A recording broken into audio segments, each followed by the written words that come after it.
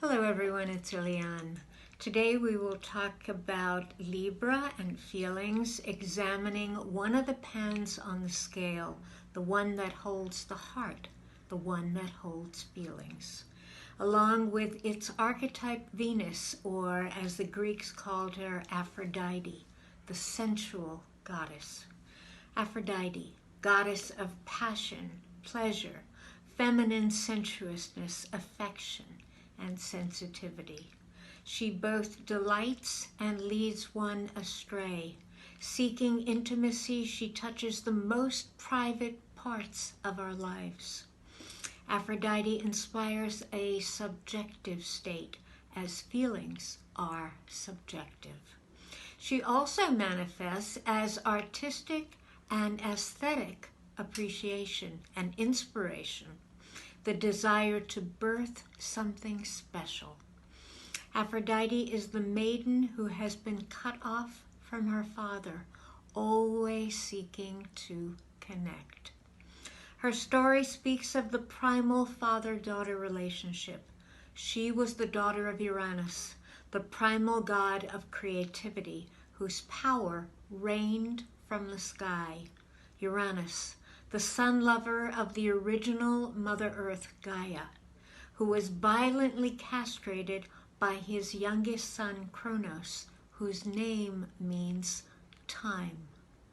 Father of the heavens became inflated with ego. The god of idea, concept, and creative thought form was old and no longer generative. The old rules were obsolete and destructive.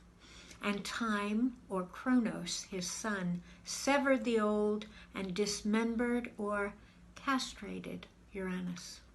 The old value system was banished to make way for the new. Uranus's seed was scattered through heaven and earth, while his testicles fell into the sea and softened and then merged with the ocean's foam.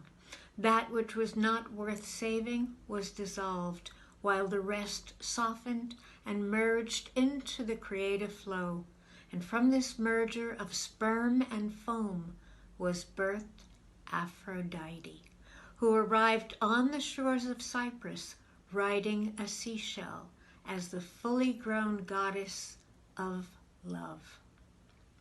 Both love and power drives are embodied in her. She is a binding force of voluntary attachment or possession. Aphrodite was known to be jealous, envious, and possessive.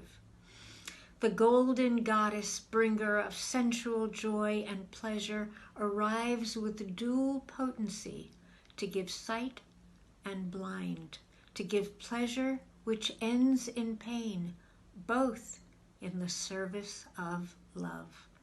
In a woman's older years, the Aphrodite archetype becomes the goddess of fertile imagination. She births spirit, metaphor, and creative thought. Of all the goddesses, she was the only one who was allowed to choose her own husband. And she chose Hephaestus, the deformed, fatherless god born of his mother, as she was the motherless goddess born of her father. In combination, Hephaestus, god of the forge and craft, and Aphrodite, goddess of beauty, birthed art. She also chose Mars, or Ares, the god of war, as her lover. Attracted by his aggression and the intensity of desire, they vibrated and pulsated in rhythm, evoking a passionate sexuality. Always looking to fulfill another fantasy of ideal romance without any real concrete experience of relationship, she was often left heartbroken. With only idealized images, longing or yearning are part of her emotional affect. As the sensuous lover, she is the guide to the deepest levels of the unconscious. Deeply feeling Aphrodite learns her greatest lessons in the realm of feeling, of emotion, of love, and affection.